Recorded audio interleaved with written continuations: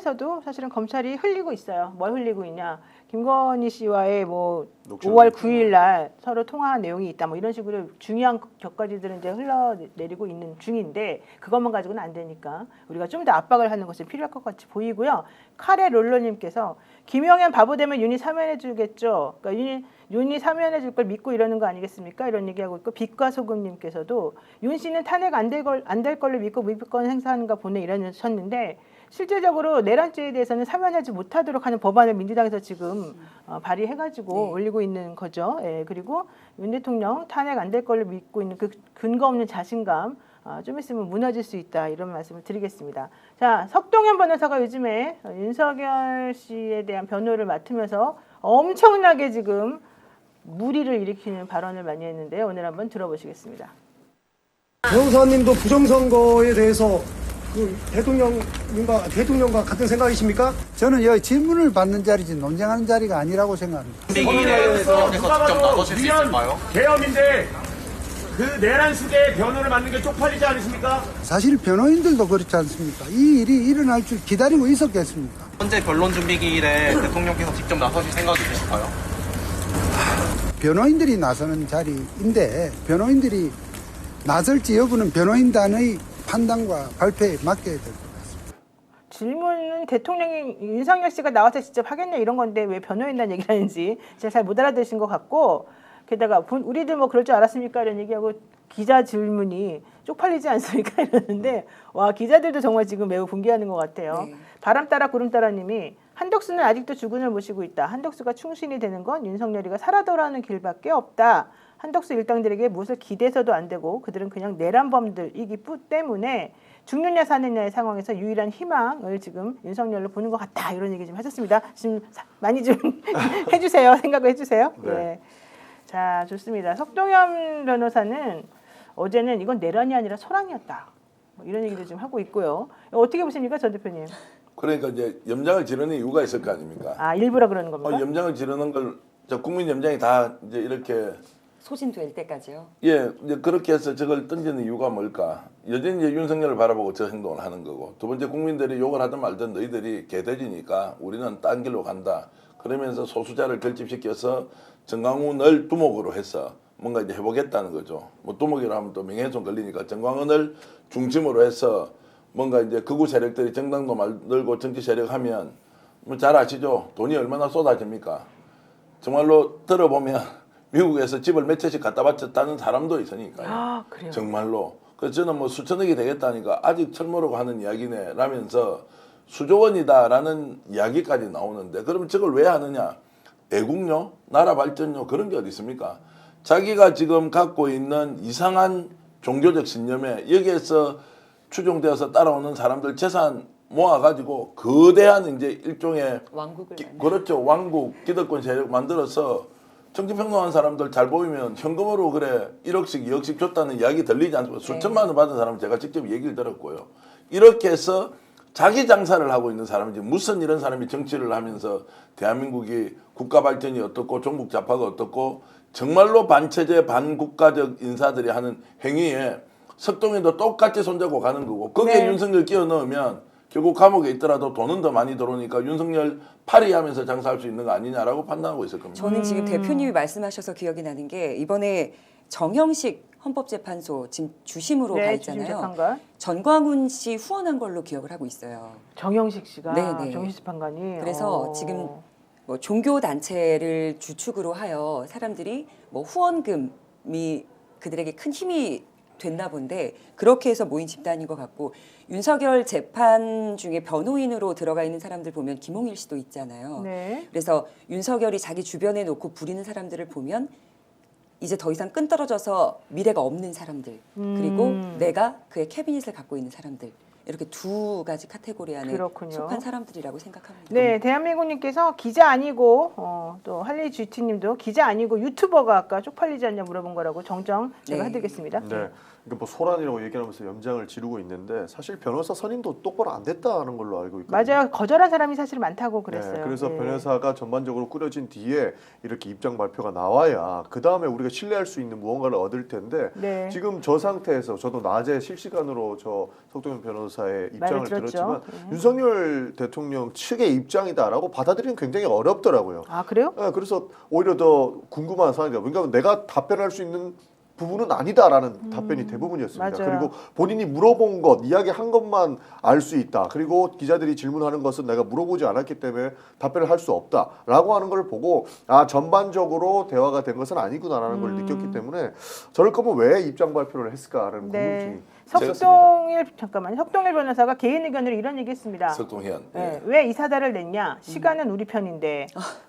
계엄 선포 당시에 조국 전 혁신당 대표의 재판이 있었고 야당의 감사원장, 서울중앙지검장 등 납득이 안 되는 사유로 탄핵 소추를 했는데 여기에 예산도 야당이 마구 칼질을 했다. 이런 상황에서 대통령도 그런 입장을 밝혔잖아요. 뭐 망국적 상황에서 어쩔 수 없이 했다는 식으로. 근데 똑같은 얘기를 지금 하고 있는 거 아닌가 생각이 들긴 해요. 그러니까 신문 나온 거 보고 본인이 지나다고 하고 본인이 이제 지금 대표 변호사가 돼야 된다는 얘기가 나오지 않습니까? 그걸 이제 활용해서 일종의 쇼잉을 한 거라고 보고 실제 제가 대통령실 쪽을 취재해 보면 김주현 민정수석이 모든 것을 주도하고 있고요. 네. 법무법인도 만나보는데 잘 안 되고 땡땡 법무법인은 정말로 간곡하게 부탁을 했는데도 거절을 했고 거기에서 누군가를 또 소개를 시켜줍니다. 소개를 받은 이쪽도 안 하겠다고 하니까 이제 옛날에 원래 지냈던 사람들한테 또 넘어가서 부탁을 하니까 거기서도 다 거절하는 상황. 실제로 윤석열과 김건희를 잘 아는 사람들은 해주지 않고 있습니다. 이 사람들은 정권에 참여한 사람들이 아니거든요.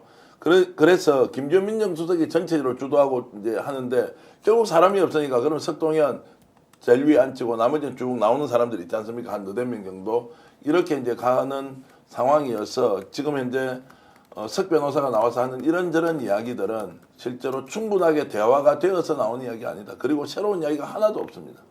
그런데 제가 그냥 저의 개인적인 생각은 지금 최명성 전 행정관도 여기 이제 포함을 시켰다고는 하는데 결과적으로는 탄핵 관련된 재판은 이 정말 실무 일하는 사람이 중요하지 저렇게 그 옛날 변호 친구들. 많이 하시던 그런 네. 분들은 현실적으로 좀 일하기는 어려운 부분들이 많이 있거든요. 근데 제가 확실히 여기저기 물어보더라도 대통령 변호인단 구하는데 많이 어려움이 있는 건 확실한 것 같아요. 근데 제가 민주당에 좀 질문할 게 있습니다.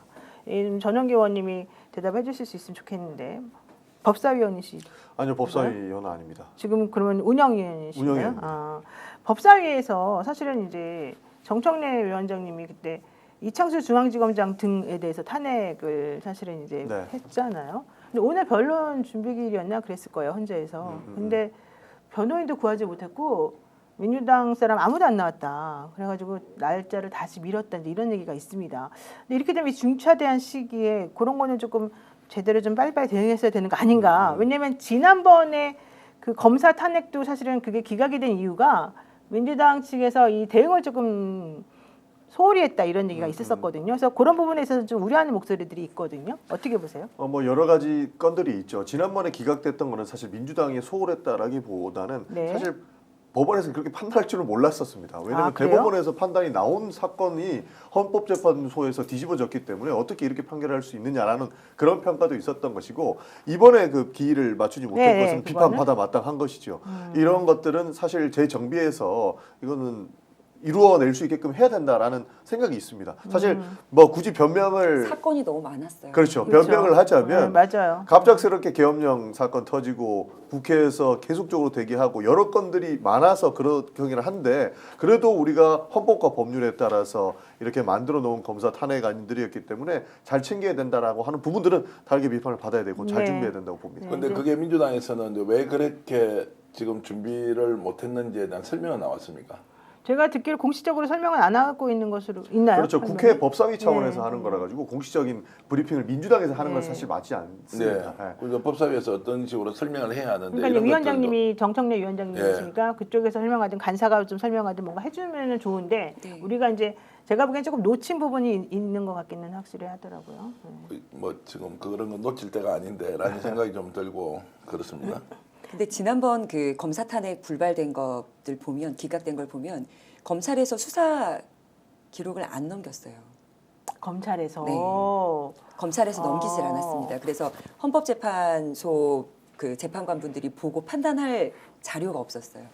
근데 그렇게 되면은 네. 못 하나요? 이게 딜레마예요. 이상한데? 뭐냐면 네. 저도 이제 검사 TF에 들어가 있어가지고 이분들의 그 내용들을 쭉 보잖아요. 그렇죠. 근데 네. 수사권이 없다 보니까 이 사람들이 부인하는 내용들을 명확하게 담을 수도 없고 실제로 우리가 주장하는 바들도 명확하게 담을 수도 없습니다. 그래서 그 국회법 131조에 나와 있는 것처럼 법사위에 넘겨서 신문할 수 있게끔 하는 제도를 활용했던 건데 그것도 사실 수사권에는 월등히 못 미치는 사건이기 때문에 그런 객관적인 판단할 근거들을 제한하는 데는 한계가 있습니다. 그런 부분도 좀 이야기해 주시면 좋겠습니다. 개인적으로 그러네요. 걱정이 되는 게 박은정 의원도 같은 의견 낸 적이 있지만 이걸 검찰에 다 뭔가 칼을 맡기면 나중에 우린 아직도 수사 중이야 하고 탄핵건에 대해서는 윤 대통령에 대해서도 마찬가지지만 안 주면 그만이거든요. 네. 그래서 자, 기각될 수 있거든요. 그렇군요. 검사 3명의 대리인만 사실은 이제 출석을 했었고 법사위 측에서는 아무도 안 나왔는데 국회 법사위에서는 이런 얘기를 합니다. 지난 10일 우리가 준비 절차 기일 연기 신청을 제출했었다. 그랬는데 헌재가 연기를 받아들이지 않았고 예정대로 진행하겠다라고 했었고 시간이 너무 촉박하고 좀 일이 많아가지고 이에 대해서는 좀 조율을 좀 했었을 필요성이 있다 이렇게 말했고요.